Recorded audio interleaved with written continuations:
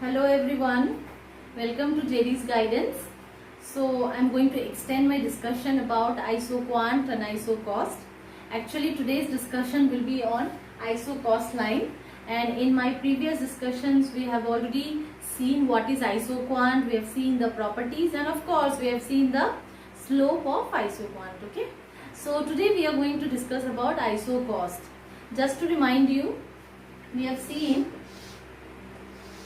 IQ, isoquant, is the combination of capital and labor which produces same output. It produces same output. If you have this combination, this combination, this combination. When I am saying combination, what does it mean? This means this and this is one combination, this and this is another combination, this and this is another combination. In other words, you can have 10 labors, 10 capital, 5 labors, 9 capital, 6 labors. So these are combinations A, B, like that. Okay. So whatever combination it is supposed to give you the same output. Okay. So now today we are going to talk about isocost line. Okay. Now let us understand what is isocost line. Now I am using capital, I am using labor, and I am incurring some total cost. Okay. So I have different combinations in which I can use my labor and capital. I can use 10 capital, 7 capital, I can use 5 capital, I can use 4 capital. I can have here 1 labor, 2 labor, 3 labor, 4 labor. So I may have different combinations. Okay. Now this will cost me something. How will I know the cost? I will multiply with the rate. What is the interest of capital? And I will multiply with the rate of labor, and I will find out what is the total cost. Similarly, I will multiply with the rate which is applicable for labor and capital, and I will get the total cost. Remember, just like isoquant, in the isocost also, the cost remains same. Whether you choose this combination, this combination, this combination, or this combination, your total cost will be the same. For example, it will be 100, it will be 100, it will be 100. So this is known as isocost. Isocost means equal cost or same cost. Whether you use this combination of labor and capital, or this combination of capital and labor, or this combination of capital and labor, you will spend from your pocket 100 rupees only. So you are indifferent about any of these combinations. Okay.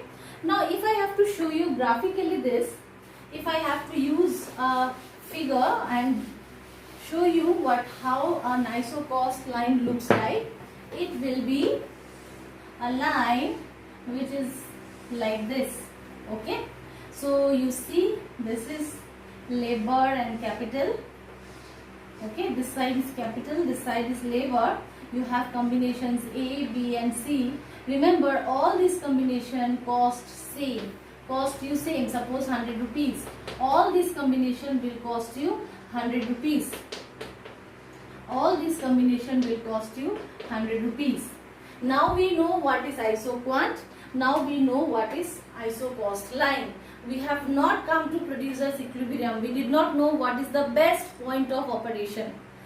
We have known what is the slope of isoquant, but we don't know what is the slope of isocost line, which I am going to show you now. What is the slope of the isocost line? The slope of the isocost line is, the slope of the isocost line, I am just writing here, slope of isocost, I am writing ICL, isocost line is equals to price of labor divided by price of capital. How? We will see. Okay. Or I can say, okay, so when I say total cost, what is total cost? Cost of capital plus cost of labor is the total cost. Right or not? Cost of capital plus cost of labor, capital cost plus labor cost is my total cost. What is capital cost? K into R. R is the rate of interest. This is the cost of capital. Plus What is labor cost? L into W. This is the rate of wage. This will be my total cost. Okay. This much you please keep in mind. So capital into rate of interest, labor into the rate of wages will give me the total cost. Okay. Now for a line like this, when you have a line like this is your OY axis, and this is your OX axis. Okay, this is your OX axis, and this is your Isocost line. This is your ICL. Remember, mathematically, what is slope? Slope is nothing but slope is equal to y-intercept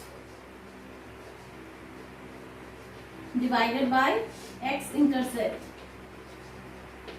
Okay, that means this line where it is cutting or falling to y-intercept divided by this line where it is cutting the x-intercept. That will determine the slope, whether it will be like this or like this or like that. So it determines, this is determined by the ratio of the y-intercept to x-intercept. Okay. Now I told you what is Isocost line. This is the Isocost line, and suppose this IC1, suppose this is the Isocost line 1, which has a total expenditure of 100.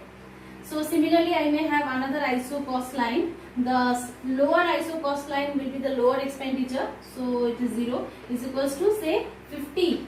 Similarly, I may have a higher Isocost line where the ICL2, the cost is maybe 200. So this way I may have different Isocost line. But now my concern is to explain you what is the slope of Isocost line. I wrote it here, price of labor by price of capital, and now I have to explain you how I derive this. Now suppose I have the expenditure, suppose this is how much? This is 100. This is 100 rupees expenditure.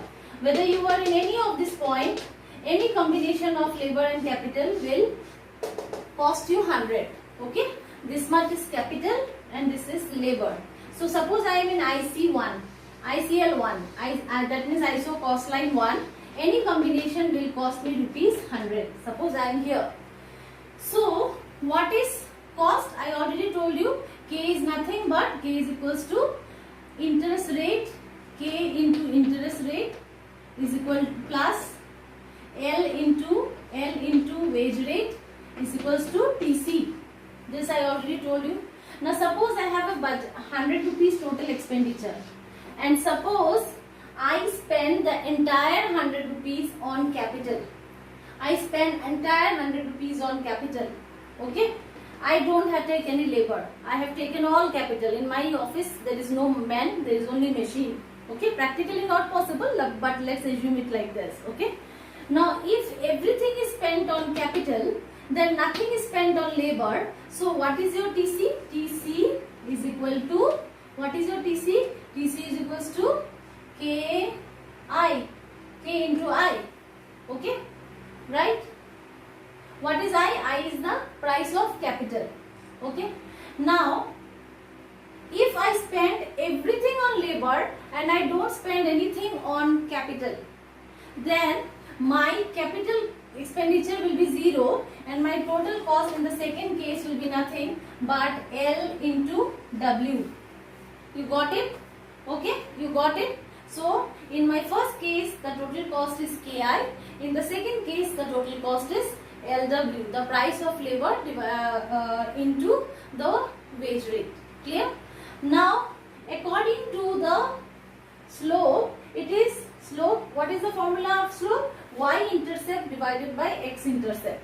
Okay, so what we can do here, so here the entire money is spent on capital and here the entire money is spent on labor. Okay, so that means here you can write K is equals to TC divided by I, right? K, I am saying K is nothing but TC divided by I. Similarly I can say L is nothing but it is TC divided by W. Okay, so first one is K. K means capital is equals to total cost by interest and labor is equals to total cost by wages. So when nothing is spent on wages, means it is the y-intercept, and nothing is spent on capital, it is the x-intercept. So if we put it in the formula here, y-intercept, so we get here y-intercept is equals to this much. This is, let me just rub it. So I'm just writing here. So we can continue here. So y-intercept is when nothing is spent on wages. So nothing is spent on wages means this one.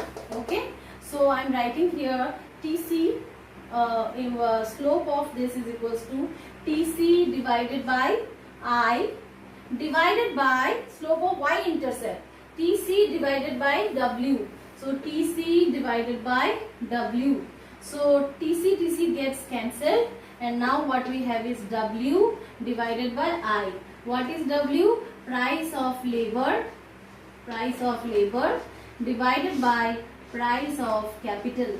So this is nothing but this is the price ratio of the factors of production. So what is the slope of isocost line? Isocost line is nothing but price of labor divided by the price of capital. Okay, price of labor divided by price of capital. This is the slope of isocost line, also known as the price ratio. This is the price ratio of the factors labor and capital. Okay, this is the isocost line concept. Now we have been discussing isoquant, isocost. Now the time has come that we should understand what is producer's equilibrium. Where will the producer be most beneficial? At what point if he function, he will be most beneficial. Okay. For that, you please watch my next video. In the next video, I will be discussing about the producer's equilibrium being the last part. Okay. Thank you for watching. Thank you. Please subscribe, share and like my video, and do subscribe my channel. Thank you.